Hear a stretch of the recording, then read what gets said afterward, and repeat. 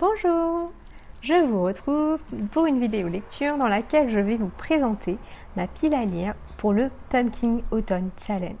C'est un challenge sur le thème de l'automne comme son nom l'indique, organisé par Guimauze du Terrier de Guimauze. Et j'ai décidé d'y participer cette année pour pouvoir mettre un beau coup de pied dans ma pile à lire. Alors on va commencer tout de suite parce qu'il y en a pas mal à vous présenter. Donc, le premier menu de ce challenge, c'est Automne frissonnant. Et la première sous-catégorie, c'est Gare, gare à la main de gloire. Et moi, j'ai choisi un thriller. Et j'ai choisi Charcot de Franck Tillier, que j'ai depuis un bon moment, je dirais bien 2 ans, dans ma pile à lire et que je n'ai toujours pas ouvert. Après, à mon avis, ça va être très très facile à lire. Et les thrillers, c'est toujours hyper addictif, donc je pense que ça va se lire assez rapidement. Voilà pour le premier. Ensuite, nous avons Double Double Toy and Trouble. Sorcière, pièce de théâtre, prophétie, tragédie. Alors moi, sorcière, j'en ai plein. Et au final, j'ai un peu biaisé dans les catégories pour pouvoir les placer. Donc, j'ai sorti le livre perdu des sortilèges de Deborah Harkness. C'est le tome 1 d'une trilogie sur les sorcières, donc, et c'est une amie qui me l'avait offert. Je l'avais déjà repéré sur les réseaux sociaux et j'étais hyper contente qu'elle me l'offre. Et une fois qu'elle me l'a offert, je ne l'ai pas ouvert. Donc là, il est temps, j'ai très très envie de me plonger là-dedans. Diana Bishop a renoncé depuis longtemps à un héritage familial compliqué pour privilégier ses recherches universitaires, une vie simple et ordinaire. Jusqu'au jour où elle emprunte un manuscrit alchimique, l'Ashmole 782. Elle ignore alors qu'elle vient de réveiller un ancien et terrible secret, un secret convoité par de nombreuses et redoutables créatures. Voilà. Bon, là dans le résumé, ça dit pas tout de suite que ça parle de sorcières, mais de ce que j'en avais vu sur les réseaux sociaux, ça parle bien de sorcières. Donc ça devrait aller. Ensuite, la troisième sous-catégorie de ce menu, c'est le folklore de Chipenden. Créatures surnaturelles, fantastiques, obscure fantasy. Donc j'ai calé les brumes de Cendre Lune, que j'ai, pareil, depuis l'année dernière, je crois, dans ma pile à lire. J'ai les 2 premiers tomes. Il y a un 3e tome qui est sorti il y a bien longtemps depuis. Mais je m'étais dit que je lirais déjà les 2 premiers et que j'achèterais le 3e plus tard. C'est typiquement le genre de lecture que j'adore lire en automne-hiver. Voilà, ça sent l'aventure, la magie, la féerie, ça va être top. Après, je ne l'ai pas vraiment calé dedans parce que du coup ça rentrait, en fait ça rentre pas dans le challenge, mais en ce moment je suis en train de lire Aeternia, le tome 2 de Gabriel Katz et c'est un régal.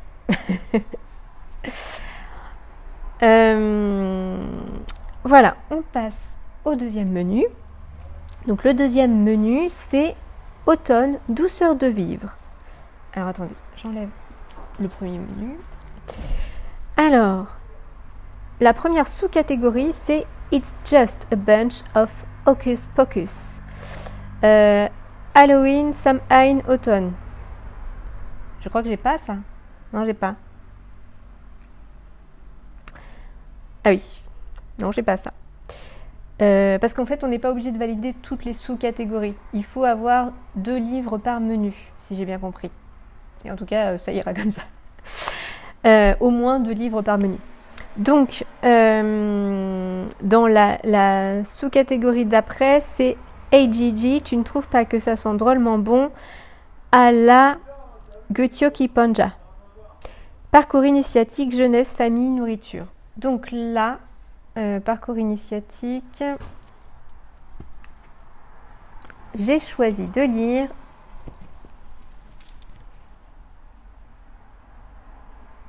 oui, c'est ça, je vérifie que je suis bien dans le menu. J'ai choisi de lire La prophétie des Andes de James Redfield. Donc c'est un conte prophétique, une espèce de quête initiatique. Voilà, avec une base spiritualité. donc j'ai très hâte de le lire. Ça parle d'énergétique, ça parle voilà, de magie. C'est hyper réputé chez les perchés. En tout cas, voilà, j'ai hâte de le lire. Ensuite, il suffit de se souvenir de rallumer la lumière. Feel good, santé mentale, émotion. Et j'ai choisi de lire Virginie Grimaldi et que ne durent que les moments doux. J'adore Virginie Grimaldi. En fait, c'est quelque chose qui se lit tellement facilement. C'est la petite lecture facile. Voilà. C'est le truc qui va aller vite, qui va faire du bien, qui ne me prendra pas la tête. Et voilà, ce ne sera pas extraordinaire, mais ça va faire du bien par là où ça passe. Et ensuite, la quatrième sous-catégorie, c'est « J'ai un dragon et je n'hésiterai pas à faire feu ». Humour illustré, anthropomorphisme, animaux. Et j'ai calé Rebecca Keane. Le tome 1 traqué de Cassandra O'Donnell. Cassandra O'Donnell, c'est une autrice qu'on adore chez nous. Alors, ça va parler de vampires, de sorcières, mais aussi de loups-garous. Donc, je pense que ça peut rentrer dans anthropomorphisme animaux.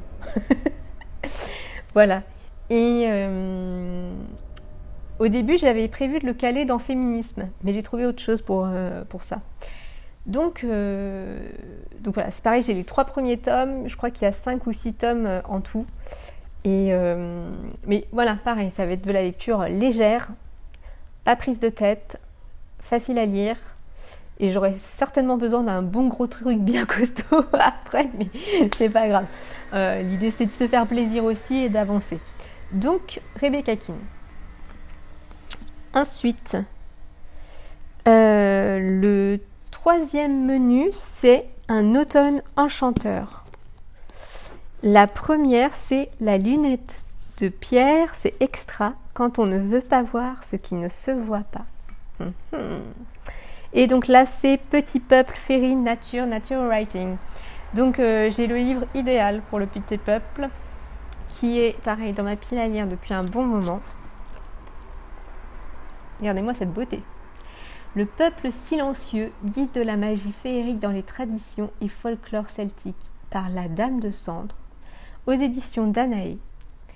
Voilà, j'adore ce livre, j'adore l'idée de plonger dans la magie du petit peuple, d'en apprendre plus sur les fées, les elfes, les lutins, les toutes petites créatures du monde subtil qu'on peut percevoir et sentir en fonction de ses sensibilités. Je trouve ça extraordinaire, j'ai vraiment hâte d'en savoir plus. Ensuite, Nom d'une dune, écologie, anticipation, science-fiction, post-apocalyptique. Donc là, j'ai choisi de lire le livre de Eckhart Tolle, Nouvelle Terre. Prendre conscience de sa mission de vie. Donc je pense que ça parle aussi d'écologie, en plus de développement personnel. Voilà, Eckhart Tolle, je ne le présente pas, c'est un grand auteur de développement personnel qui a notamment écrit Le pouvoir du moment présent, que j'ai lu il y a quelques années et avec lequel, c'est un ouvrage avec lequel je n'avais pas accroché à l'époque et je pense qu'il faudrait que je le relise maintenant parce que je pense que je n'étais pas prête au moment où je l'ai lu. Mais du coup, c'est pas grave, je vais lire celui-là avant. Et voilà, j'ai assez hâte aussi de l'ouvrir.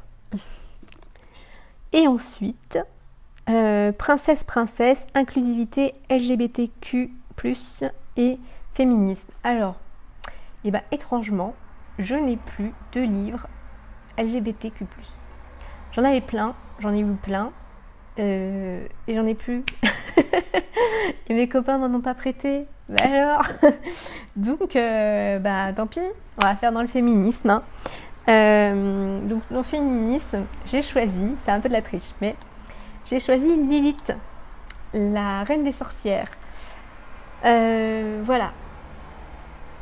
Alors je crois, donc c'est écrit par Athénos Orphée, Olivier Michaud, qui a une chaîne YouTube de magie sorcellerie. Et c'est aux éditions Danaé aussi. c'est un peu le menu édition Danae. Hein. Ah non, celui-là c'est les éditions Ariane, pardon. Mais c'est de là. Et pratique et dévotion dans la tradition de la Wicca occidentale. Donc la Wicca, c'est ce qui va correspondre à la magie verte. C'est un courant magique créé par... remise à la mode par Gérard Garner. Je vais m'attirer des foudres sinon. Et voilà, c'est l'idée d'être en connexion avec la nature et de travailler avec la magie de la nature et de la terre. Et Lilith, alors pour moi Lilith c'était la première femme d'Adam, mais je dois me tromper. Et en tout cas, là en termes de figure féministe, pour moi Lilith c'est super important. C'est voilà, il dit Lilith telle qu'elle se montre à ses adeptes et non le reflet déformé d'une icône qu'on imagine lascive, qu'on craint néfaste, trop belle et trop venimeuse, éternel féminin castrateur, épouvantail ou égérie pour apprenti sorcier en quête de sensation. Donc effectivement c'est l'image qu'on en a aujourd'hui de Lilith.